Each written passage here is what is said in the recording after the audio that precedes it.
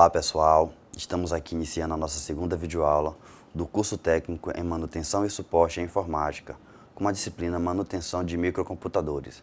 Nós iremos fazer a nossa segunda aula. Eu sou o professor especialista Manuel da Conceição Rufino Neto, que irei estar com vocês durante essa disciplina de manutenção e suporte de micro.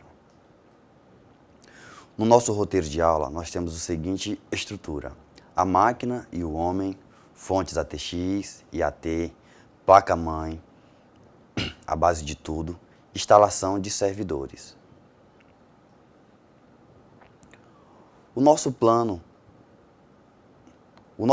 nessa segunda aula segue a seguinte ementa: montagem de um computador abordando da instalação da placa-mãe até a verificação de funcionamento do sistema completo, configuração da BIOS, manuseios com HDs, CDs, ROMs, processadores, memórias e demais dispositivos.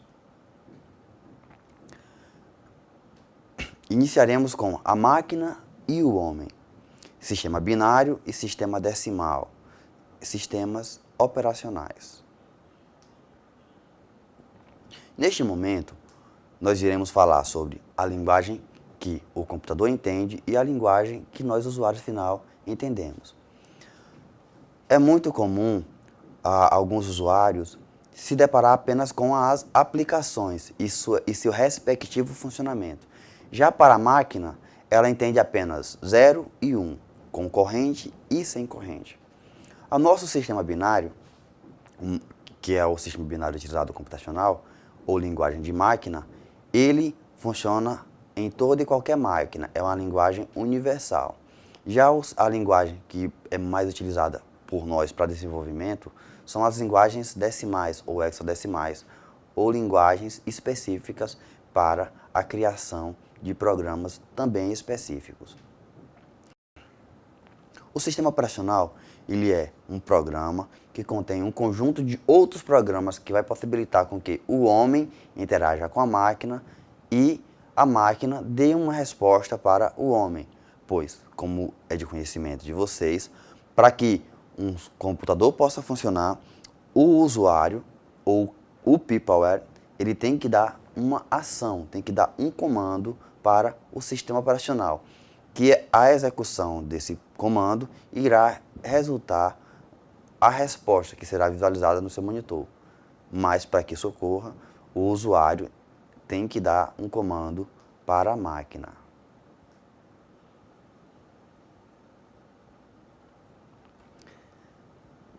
Resumindo, o computador utiliza a linguagem digital, ou seja, o sistema binário. Ele opera com apenas dois algarismos, o 0 e o 1, enquanto nós, usuários, utilizamos o sistema decimal, baseado em 10 algarismos.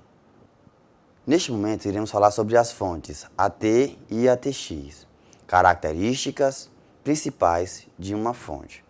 A fonte, ela tem dois tipos principais, a fonte AT e a ATX. Também vocês podem encontrar no mercado outros modelos de fonte, mas esses dois modelos são padrões e universais. Onde pode ser encontrado as fontes BTX, que esse modelo de fonte foi desenvolvido pela Intel com sistema inteligente de funcionamento. As fontes AT, que é o modelo mais antigo, ela trabalhava com 12 pinos. A principal desvantagem desses 12 pinos era que muitas vezes algumas pessoas ligavam ele de forma errada e terminavam danificando não somente a fonte, como também a placa-mãe.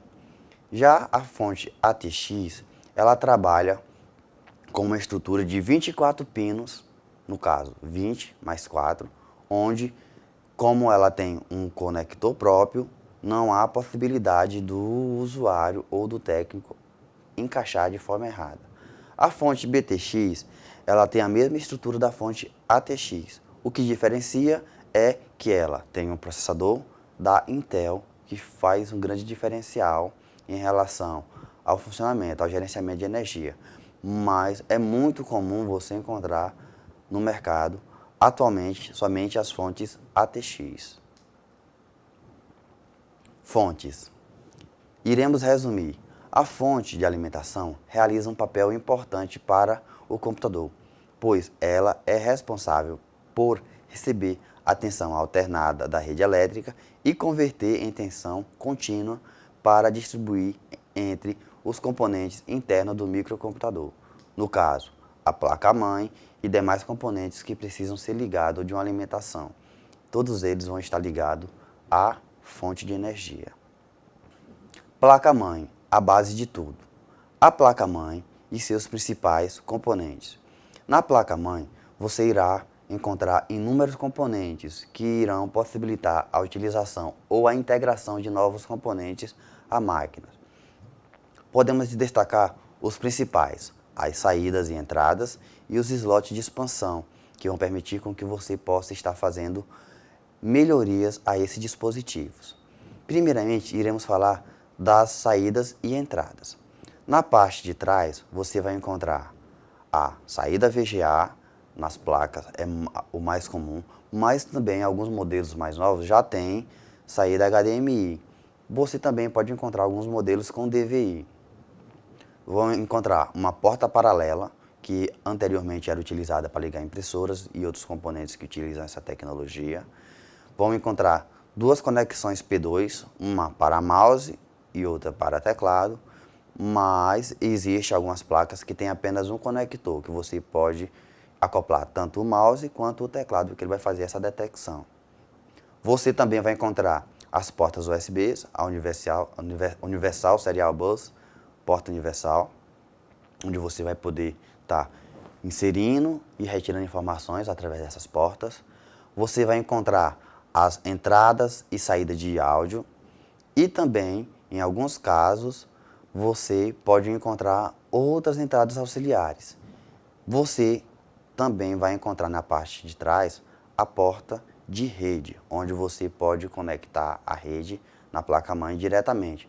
Mas também o usuário ele pode estar utilizando uma placa de expansão para acoplar outra placa de rede ou outras placas de rede para fazer um compartilhamento ou algo mais complexo que precisa de mais de uma placa.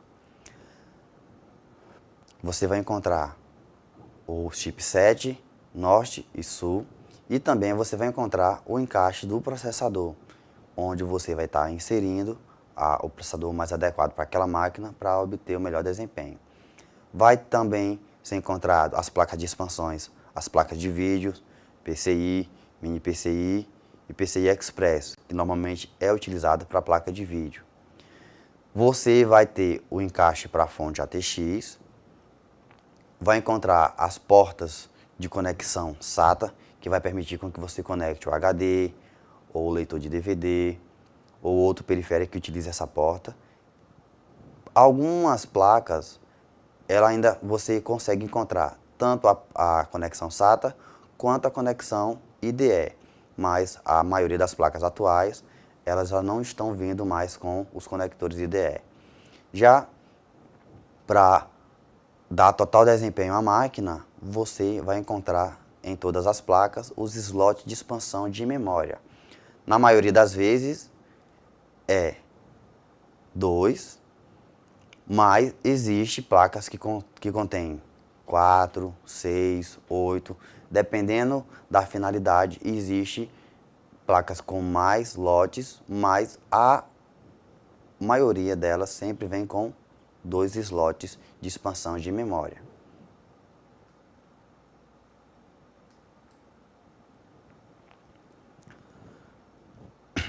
Placa-mãe. A placa-mãe é a principal placa do computador, pois ela é a base de tudo. Tudo está ligado a ela, seja de forma direta ou indireta. A placa-mãe também é chamada de placa principal ou motherboard. Dentro do computador pode existir diversas placas. Entretanto, a placa-mãe é a maior delas. Para identificá-la, o tamanho não é o suficiente. É necessário conhecer os seus principais componentes.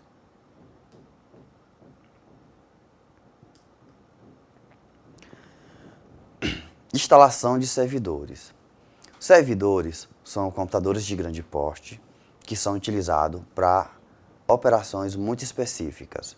Existem inúmeros servidores que podem ser encontrados no mercado. Você pode comprar servidor pronto ou você pode desenvolver o seu, com os componentes que você achar mais interessante.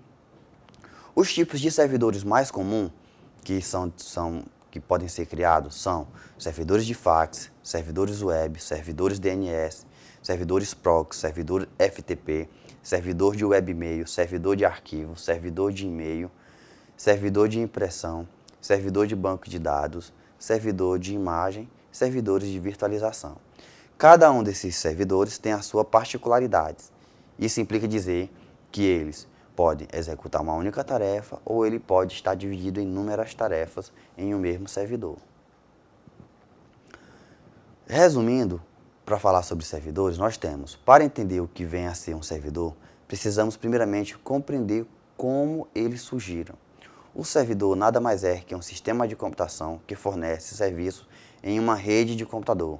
A história dos servidores tem muito a ver com a rede de computadores, pois as redes permitiam a comunicação entre diversos computadores e com o crescimento destas surgiram a ideia de dedicar alguns computadores para prestar alguns tipos de serviços à rede, enquanto outros utilizaram esses serviços. No caso, enquanto tem um servidor específico para armazenar um tipo de arquivo, sempre vai ter um usuário, vai ter um cliente, vai ter uma empresa que vai utilizar-se daquele servidor para a finalidade do serviço que ele oferece. A maioria, hoje, os servidores mais comuns e mais utilizados, até nos dispositivos móveis, são os servidores das nuvens, onde você pode armazenar seus arquivos nas nuvens, possibilitando o acesso remoto em qualquer ambiente que você tenha uma conexão de internet. E nesse último momento, vocês podem estar acompanhando para estar obtendo mais informações nas referências bibliográficas. E por aqui, nós encerramos mais uma disciplina. Foi um prazer e até a próxima aula, pessoal.